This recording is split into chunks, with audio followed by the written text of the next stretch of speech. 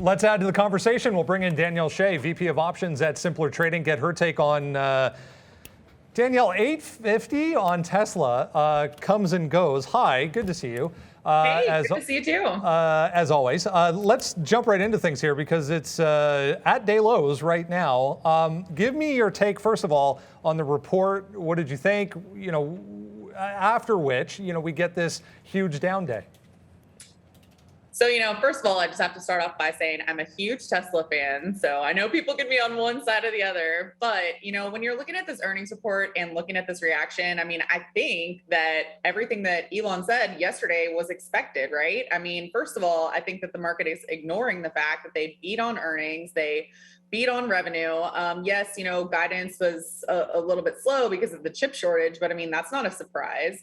I think that my biggest concern right here for not just Tesla, but also the NASDAQ this week is the fact that, the NASDAQ is sitting right on key support at the 14,000 price point. And with Tesla just teetering right on the 200 simple, if it breaks that area, it could go quite a bit lower. That being said, I'm a shareholder and I'm definitely holding my shares and always looking for places to add. Maybe one or two points from what was said specifically on the call. They talked about the Cybertruck. They talked about that $25,000 model not coming until 23. A lot of people were expecting it this year. Is that as big a deal as it seems to be? I personally don't think it is, mainly because they also noted that what they were going to be doing was focusing on their tech. And what really sets Tesla apart is their technology. And so, I know that investors get spooked when, companies will come out and say, hey, we're focusing on our technology right now because they don't really know what's going on and they don't have those products to be sold right now. But I mean, I think personally that that's the smart move. And then what we're going to see, 2, 3, 4 years down the line is they're going to have an entire product line. And I mean, Tesla's already done a fantastic job getting ahead of the game as far as luxury car sales. I just think that their time spent in investment is going to be well worth it down the road. I thought that quote today was pretty interesting as well. Elon saying it's more important for Tesla to build a robot this year than it is to come out with new models. So Elon being Elon. Let's go back in time. And I know you love Microsoft. Let's talk about Microsoft here. What did you think of what happened off the report? So looking at the Microsoft report, I mean, I'm a huge fan of Microsoft, and it's pretty rare that we get to buy Microsoft down at the 200 simple. I know that Sean's been watching that level right around 290, 300. I came in and bought more shares after the report. I still think it's a good spot to buy more shares, even though I do think, we could go lower if we break this 290 price point. And because at that point, there's just not a lot of support until 260. But for me, Microsoft is one of my top 5 long-term investments in my stock account. I think that their report was fantastic. They typically have really strong reports. They're continuing to show a lot of growth. Their guidance was positive. So I think that they are going to be able to emerge from the rubble after all of this selling is done. Monster acquisition, obviously, the AAPL deal that we talked about. Apple, obviously, on deck tonight. What are you looking at as far as how to approach this report tonight? So I am concerned about the Apple earnings report today because right now what I'm looking at, Apple has a market maker expected move of about $6.42. Currently right now we're sitting at a price point of 160. And Apple has support down at the 200 around 147, right? So if Apple has just even a slightly larger move than expected, they're going to end up down on their 200 simple. And that is just such a key area of support. And if that breaks, I mean, it's going to pull the rest of the NASDAQ lower. So I'm very concerned about this Apple report because, Apple, they have a physical product. They're probably going to have issues with the supply chain, with the chip shortages in a way that Microsoft didn't really have, problems surrounding any of that. So I think that right here, all eyes are on Apple, and especially with the way that the market reacted to great reports in both Tesla and Microsoft. I mean, unless they can do something phenomenal, they're going to bring the NASDAQ lower. I know you want to get the guys' thoughts here on the overall market, so we'll bring in the guys here in a second. But we have a couple of questions from everyone who's watching right now, and I want to mention one of them specifically because it's a good question, and that's on credit spreads. And how does one go about defending a credit spread? So if you're going to be selling a put credit spread, for example, I try to get my screen share going here, but maybe we can work on that for the next time. There we go. Perfect. Okay. So for example, if you're looking at Apple, let's just use that because right now the IV is pretty high. You have that market maker expected move. Let's say, you say, hey, Danielle, you're completely wrong. Apple's going to go higher. I'm going to come in here and I'm going to sell a put credit spread, which is totally fine. That's what makes a market, right?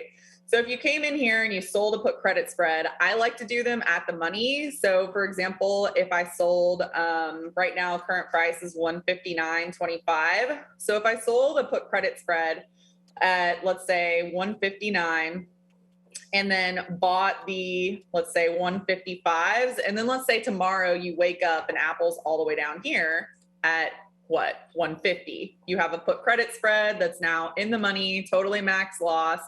Really the only way to defend it is to sell another one. So you could come in and you could say, all right, well, let's pretend that Apple does hold 150. You could sell another put credit spread down here, 150, 145. And if that level held, you would then be able to at least come back to break even because this one would be a max loss. This one would be a max profit. The problem with defending stuff like that is, let's say this level doesn't hold either. So now you just took your loss and you just doubled it. So typically what I like to do is I just go into a trade and I say, hey, this is the risk I'm taking. And I usually don't defend. I just risk the amount that I'm willing to lose. Great stuff. Go ahead, guys. Oh, okay. We're going to go Awesome. right into the 3-pip. There's one thing I just wanted to ask you here, Daniel, because a lot of people on our show, they like to even trade and sort of scalp options, and I know that's a bit of a different story. But my question has more to do with what we've seen in earnings, aftermarket, and some of the lack of bid. I mean, I was astonished by a name like Lam dropping as much as it did in the aftermarket, and then you see the lack of bid by Tesla, Microsoft with that ridiculous fall, and then it snaps right back. So, what is this telling you about the volatility overall that we're seeing and where these bids might be, and what cautions should some traders be looking for when they're getting a little bit like scalpish with their options plays? I mean, honestly, it's bad. It's not a good sign at all for the market that the NASDAQ is sitting here hanging out on the lows and you have some of the biggest companies out there coming in reporting earnings and nobody's impressed, right?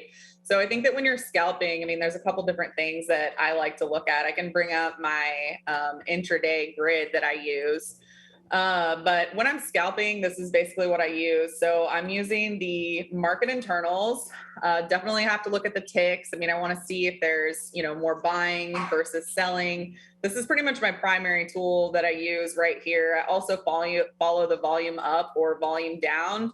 I like to use the put call ratio a lot. If people are really scared and they're coming in and buying puts, that just shows sentiment. And right now on this grid, what it means is basically the put call started out today around about 0.65, which is showing that people were definitely coming into today buying puts, but throughout the session, put buyers were coming in, and they've sent the put call ratio up to 0.9, which is actually very high. And it shows that people are scared, they're short.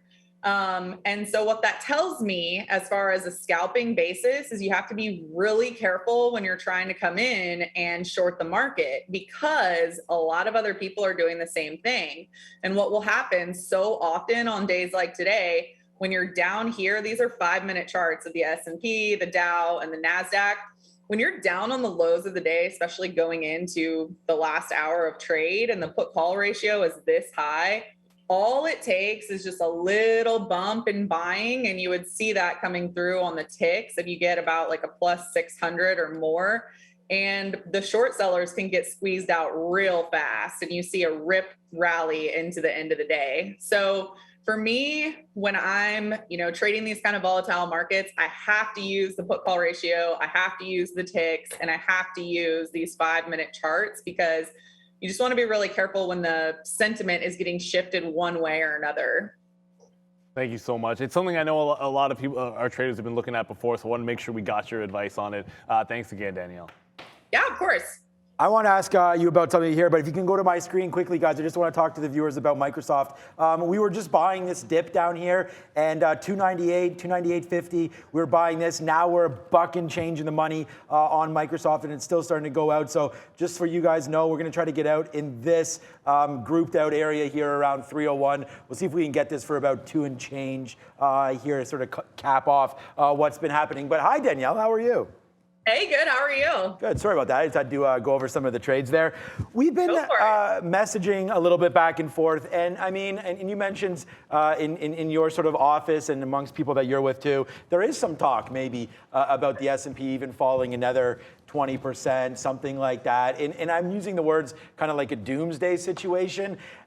For me, I don't believe it, because I feel like there's too many good quality companies out there that will eventually find bids. Although Neil talked about the liquidity in the aftermarket, I really feel like at some point, Softy, Apple, all those names are going to get bids. So I'm going to show up here and throw on the spiders. And I mean, we're already below the 200 period right here. We've already cracked below. I feel like it's too late to put on any, insurance or a hedge to any of your holdings, because you've missed that. This is when you don't want to put on hedge, right? You don't want to hedge your risk now because the move's already happened. First of all, do you agree or disagree with that statement? Maybe it's too expensive right now to protect some of your investments.